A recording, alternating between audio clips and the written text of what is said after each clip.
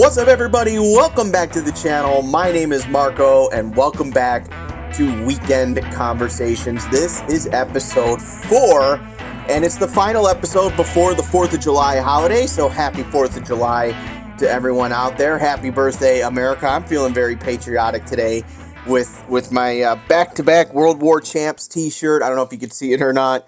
And my this is actually a throwback, not really a throwback, a faux back, if you will, of the Washington Nationals DC hat. I don't know. I kind of like it. Very patriotic today. But today's topic, and I went back and forth in my head and thinking about if I wanted to do this topic or not. But I do think it's an important one, especially now that we have a holiday weekend ahead. It's a big gaming weekend for a lot of people. If you're, 4-day weekends, if you're one of those people that goes away with your family, then yeah, you're not going to be playing a lot of games this weekend. But if you're more of the stay-at-home type, you potentially have 4 days to sit around and play your games. So today's topic that I wanted to dive into, it's a rhetorical question, if you will, and that is, how many games are too many games? And now I'm not talking about the length of a season or something like that. I'm talking about how many games are in your collection, and is there such a thing as too many games? So I want to hear what your thoughts are in the comment section. And yet again, I feel like this could have been better as a live video, but unfortunately, I'm still not equipped and ready to go for live just yet. But we'll get there soon enough. What do I mean by too many games? So I am, and I've talked about this quite a bit on the channel, I am relatively new to the hobby. I've only been in the hobby for about 4 years. Now, when you look at someone who's been in the hobby for 40 years or 50 years, yeah, I would be considered new in the hobby. And another thing that I found very interesting in the last 4 years that I've been a part of this community, or part of this hobby, if you will, is I feel like people fall into two separate camps. They're either the I've been playing X game, and it's very rare that it's one game, but I've been playing X game or X games for the last 40 years, and I'm not into this brand, I'm not into this brand, I'm not into this brand, I don't care, none of it interests me, I just want to play these 3 games, whatever those 3 games are. And then you have the group that I definitely fall into, and I think most people actually fall into this group, which is, once you try one, you sort of end up playing them all at some point or another, or at least a vast majority of them. I have friends in the community that, like ID Jester, for example, talks about how he has played and has over 600 games in his collection. 600 games in his collection. And then you have someone, I won't name them, but another one of my friends, he will only play strat football. That's it, just strat football.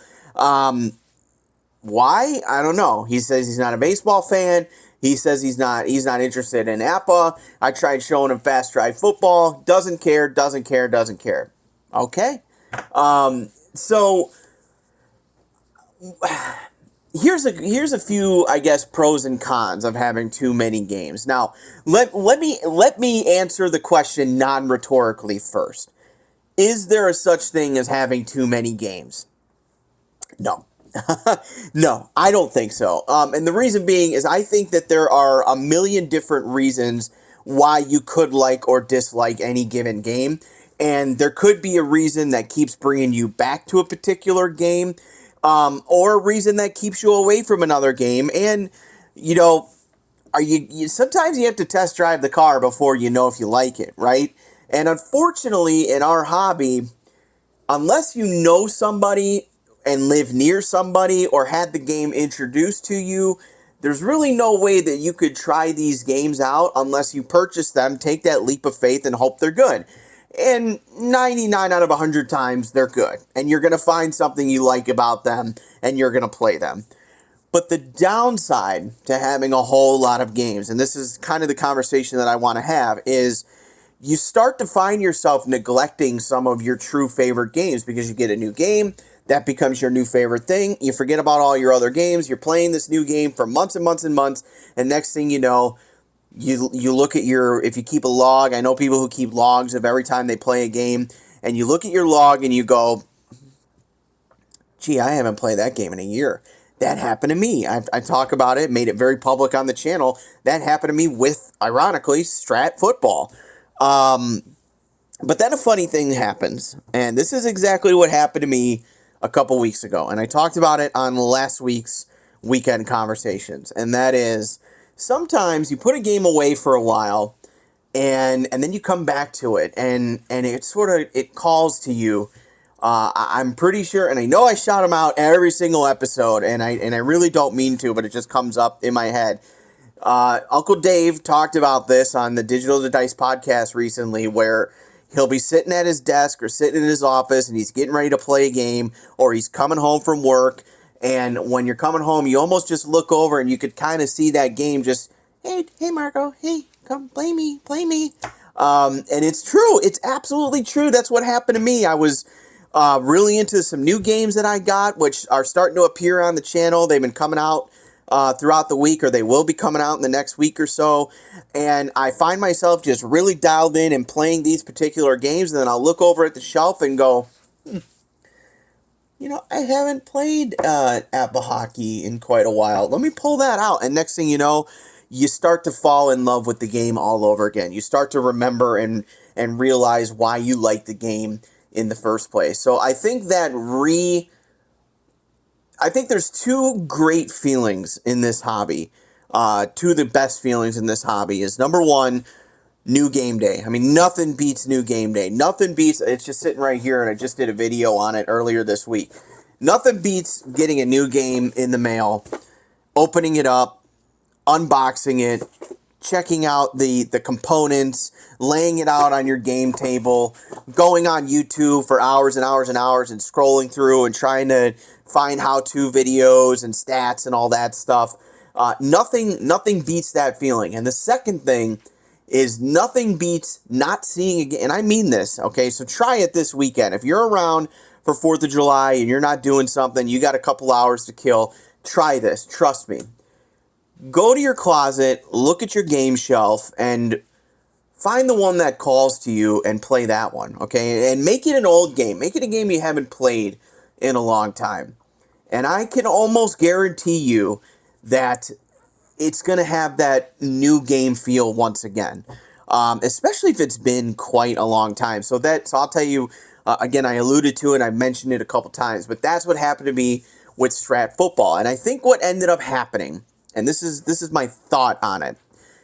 I'm not a scientist or a doctor or anything like that, but I think what ended up happening was I had played Strat Football as, I really only had two games for 3.5 years, and it was Strat Baseball and Strat Football. And I was really dedicated to Strat Football, and then kind of was getting a little bit bored with it, and maybe a little bit frustrated with some of the things about it, or how it played, or some things that I didn't quite like about the game. And what ended up happening is I started on my spree of all these new games, and I realized, oh my God, I love this. Oh my God, I love this. Oh, Appa Golf, Appa Hockey, play games, golf, war games, blah, blah, blah, blah, blah. And next thing you know, in the snap of a finger, I start remembering all the things I hated about Strat Football, and it's such a terrible game. I don't like it. It's so bad. And it's not true. It's not true. Because when I pulled that game out last week and played it again for the first time in a year, those familiar feelings started bubbling back up. The fun feelings, the good feelings, the feelings of, oh yeah, oh my God, it's a critical third down, and this team hasn't gotten a good play all day. I'm going to try that screen pass, and hopefully the defense screws up and I can get a first down. And next thing you know, boom, hits a 15-yard game, and the Bears are marching back downfield. And now I'm into it. I'm juiced up, and I'm starting to think about what my next play is going to be. And I'm starting to look at the play clock wind down, or the time wind down, and I start thinking about, all right, my kicker can hit from around this range, but if it's at the 35-yard line, I missed the field goal on an 8 and up, but if it's at the 20-yard line, I'm making everything. So I need 3 more plays, and I've got 4 time slots left. And you start feeling the intensity of a game and you start really getting into it. And now I'm excited for football season to come around because I'm starting to revisit some of those games that I haven't touched since last football season, which I'll get into in just a second about timing your games, because I think that's a good. I'll get to that in a second, but I think that is a good tip for if you have too many games to time them out. So I start thinking about now that football season's starting. It's almost July. Training camps are going to start. Really football's starting to get into full swing, and so I'm starting to think like, oh yeah, second season. I haven't played that in a little while. That's a great game. Fast Drive Football, that's going to be on the channel. And you know what? Strat is going to be on the channel. I'm going to make sure I get Strat, and I'm going to show all the great things about this game because, you know what? At the end of the day, it's a fantastic game. And then you start revisiting these games that you haven't played in a long time, and you start remembering why you love them so much. So now back to my little tangent there. So timing, I think timing is a big thing in terms of, I think it's really important that you sort of give yourself a little bit of a schedule. Now, it doesn't have to be rigid. It doesn't have to be on July 1st, we put this game away and we start this. And on September 1st, we put baseball away and we start football. And on October 1st, we put football away and we start hockey. Life doesn't work like that. We're all human beings. We have moods. We have feelings. We have, some of us are in a permanent baseball mood. I mean, I know I kind of am. To be honest with you, when I think about baseball the most in January, that's when I really miss baseball the most, is when it's 2 degrees outside and there's 3 feet of snow and I'm sitting in a Cub-colored room thinking about, wow, I really miss Wrigley Field. So for me, baseball season kind of hits its stride in January. That's actually when it spends a lot of time on my table.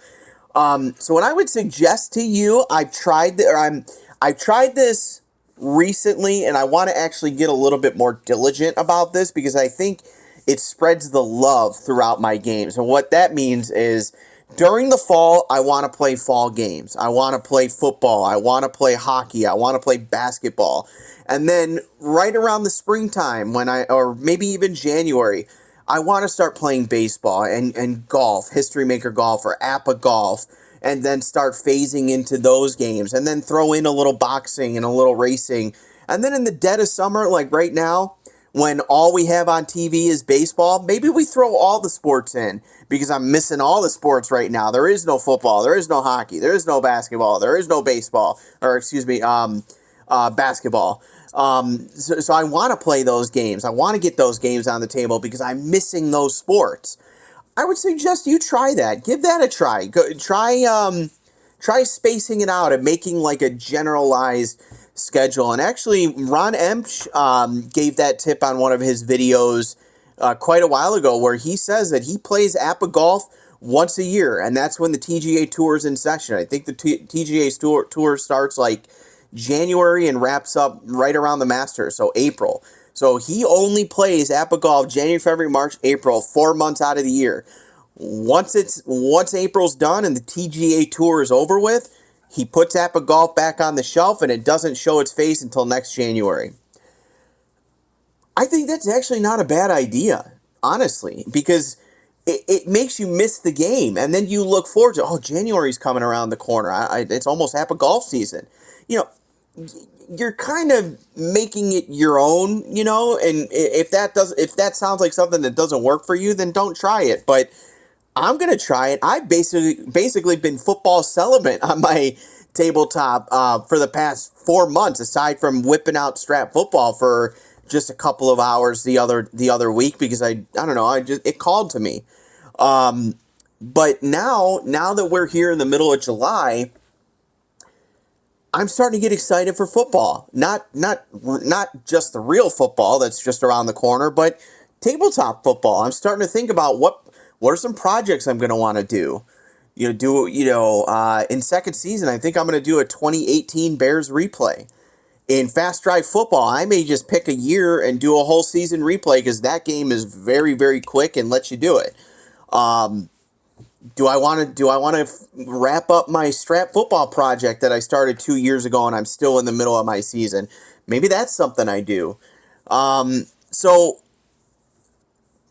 I think it would be really beneficial if you're like me and you have too many games. I think it would be really beneficial to kind of set up a little calendar for yourself, a little schedule. And it says, and you don't have to live and die by it. And I've seen people put detailed schedules up on Facebook groups. And I wish I could remember some of the people that done it, because they've even made like calendars with dots, like on this weekend it's football weekend, and this weekend it's soccer weekend. Try it. You might like that. So to I guess bring it full circle, is there such a thing as too many games? No, I don't think so, because, and I said this at the top of the episode, I think there's a little something to love about every sports game. And if there's a game that you don't like, you're going to know it after you try it, because it never shows up on your table again. And I could say this with all honesty, and my collection's up to about 35 games at this point, which is really not a lot. I would say that's probably mid-range for the people in our hobby. I know, most YouTubers are in like the 200s or 300s. As I said, ID Jester's at like 600, but he has a whole war game contingent, and like a Magic the Gathering. Maybe he doesn't play Magic the Gathering, but like that genre, if you will. I personally, and this is just me, I'm not into that genre. I do have some war games, which I keep promising they're going to be on the channel, and they will. But for me, I'm tried and true sports guy. And I do see some games out there that I do want to try that are not sports related whatsoever. There's a game that just came out by GMT Games that is, if I decide to get it, and I haven't decided yet, it would definitely be the largest, most complex game I ever got. It's literally 3 boards. I mean, it will take up. I'll have to move my gaming space. And I don't even know if I can get it on the channel, just logistically. I'm not sure I can get it on the channel. The game is called Mr. President, and it's quite literally a simulation of the presidency. It looks wild. I'll put some screenshots up so you can see it. So, that's a game that's completely outside of my realm. A game that I'm not even sure I would put on the channel. To be honest with you, that's part of the reason why I haven't put the war games up yet, is because I haven't dived into them enough to really get an understanding, so I don't completely embarrass myself on the channel. And second of all, I don't want to embarrass myself on the channel because I don't know what I'm talking about half the time with those games. So my larger point in saying all of that is, anytime you get a new game, you're going for a period of time, you're going to be taking away time you could be playing another game. But at the same time, I think that just fuels your love for games as a whole. And in general, you can never have too many games because you're always going to keep fueling it. You're always going to find things that you like about certain games, like that. Again, the reason why I brought up that presidency game is it doesn't fit into anything that I've done before. It's not a sports game. It's not even a war game, but it looks freaking cool, and if it looks cool, it probably plays cool. And if it plays cool, it's going to spend time on your table, and you're going to fall in love with it. And it's just going to keep getting you back to the table over and over and over again. It's going to keep fueling this hobby, and you're going to keep doing this for the rest of your life. And, and also I think another benefit of the too many games theory is for a couple of things. One, every new game, this is just my theory, I don't even think it's a theory, I just think it's fact.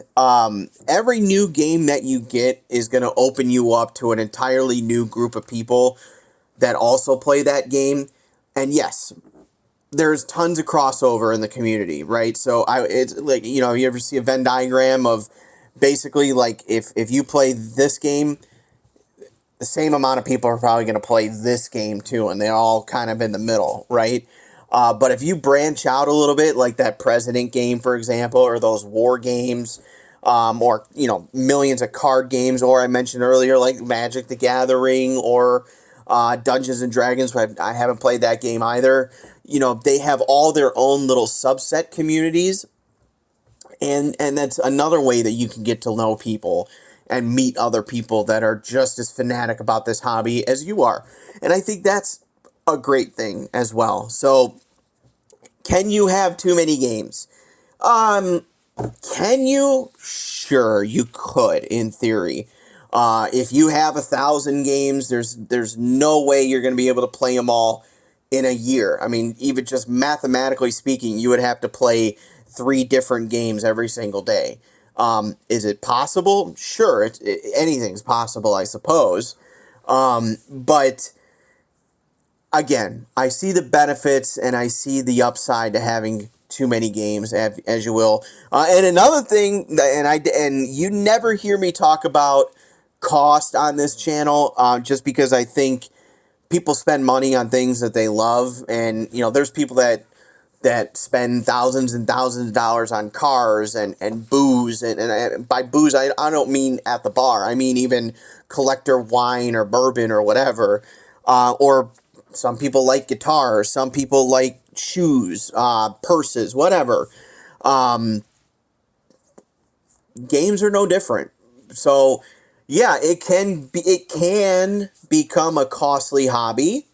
I mean, hey, that board game I was talking about earlier, that President game, it's about $130 with shipping if I were to pick that up. Um, to some people, that's a lot of money. To others, they hear that and they go, yeah, that's a season of APA. So what? You know, um, to other people, my God, that's a really nice steak dinner. So. But you'll never hear me go in about cost. We all know in this community what cost is, and we all know uh, our hobby is, we're going to spend money on things that we love, and we love this hobby. And I can't tell you at all a dollar amount that I've spent in this hobby. I've bought a lot of games. I've been gifted some games. I've been handed some games for review copies. I've given games away. I have no clue what I've spent on my games. I have no idea. But unfortunately, and it does need to be mentioned if you're new to the hobby, if you're into it and you want to try a lot of games, if you want to be a big time collector, it's going to cost you a little bit of money. I would say, just thinking about it again, mathematically, a 600 game collection, you're talking easily 2-3 grand, easily, if not more. Um, hey, a season, I'm just trying to think off the top of my head, a season, if the base game plus a season of Strat is around $80, something like that. Appa's almost double that because the seasons are about $100 a piece. No, it's not quite double that. I'm exaggerating a bit. Play games are anywhere from the $50 to $80 ranges if you have a season in there. Um, so yeah, I mean, it's not cheap, but guess what? Neither is PlayStation games. I mean, what are PS5 games now? $80, right? Or $69, I think. $69.99 for like the basic version, and then 80 or $90 for the deluxe edition, which just gives you a bunch of downloadable content. Unfortunately, that's the going rate for games these days. I mean, when I was a kid, N64 games were $20. I don't even remember I was a little too young. I don't even remember what Nintendo was, but I know N64 was $20.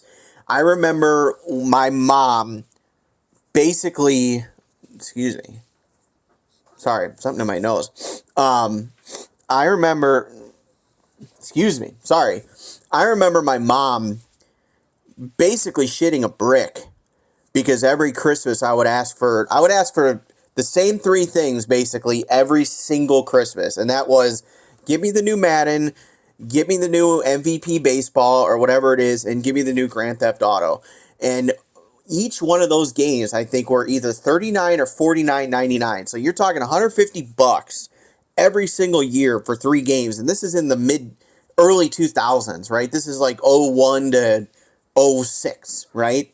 Um, and he's playing these stupid games and spending all this money on these games, and And, unfortunately, that's just the going rate of games these days. So, I didn't want to turn this into a whole money topic. Maybe we'll cover that in full in another weekend conversation. But the point I was trying to make with that is you're going to spend money on the things you love. Plain and simple. So for me, money, I don't care. It costs what it costs, because the return on that investment, if you will, in terms of hours spent and time spent and enjoyment gained out of it, is immeasurable. I've gotten my money back and then some. And go think about it. If everything is relative, right? If I were to go if how many movies would I have to go watch to at the theater? What's a theater ticket these days? $20? I mean, they're really really outrageous in some locations. Let's say it's half that. Let's say it's $10, right? I have to go. I could go see 6 movies, which is roughly 12 hours of fun, right? I will. One game, I'm gonna have 12 hours of fun in one day. Okay, so I'm gonna get my money's worth on 1 or 2 times at the table, even if it's a bad game. So to me, the cost doesn't really matter. And I digress. I don't know how we got on that whole huge, gigantic tangent about cost of games. That could be its own episode by itself. But at any rate, is there such thing as having too many games? No, I don't think so. Chime in down below. Let me know what you think in the comments. Is there such a thing? Now, I say this tongue in cheek. My wife would say, yeah, there's way too many games. Look at your shelf. You're addicted. Okay, maybe from that perspective, she's right. But I could walk in her closet and say you have too many shoes. I could say you have too many lipstick cases. I don't know, whatever. How many do you need? It's all relative. So as long as you're getting enjoyment, as long as you're giving the games the love and attention that they deserve, or the love that you think they deserve, you don't have too many games. Sound off in the comments down below. Am I off base? Am I nuts? Am I making sense? Let me know. I know I'm kind of a nutty person, but I think that'll do it for this week's episode of Weekend Conversations. What do you think? Why don't you let me know down below, actually. I'd be interested to see as well. How many games do you have? I don't need an exact number, but roughly, how many games do you think you have? And am I low or am I high at about 30, 35 games? I think I'm about mid-range. And I've only been really doing this, like really dialed into the gaming world for the past year and a half. Yes, I've been playing for the past 4 years. So I'd be really interested to see what my collection is going to look like in another 10 years, because it ain't stopping at 30. I mean, quite literally every week these days, I'm like, I want that one. I want that one. That looks good. That looks fun. I'll do that one. Which is also why I'm kind of reluctant to get full into the war games, because I could very easily see myself falling down that rat trap of getting 35 more of those games. So anyway, I digress. Thank you for watching another Weekend Conversation. I hope this brought value and fun and entertainment to your life for just a little bit today. If it did, please like and subscribe down below. Tell your friends in the community about this channel. I really, really, really appreciate it. And don't forget to sound off down below. Do you have too many games? Do you think there's a such thing as too many games? And how many games do you have? I'd like to know. With that being said, happy 4th of July. Happy Independence Day. Happy birthday, America. I love you all, and thank you very much for tuning in. We will see you next time. See ya.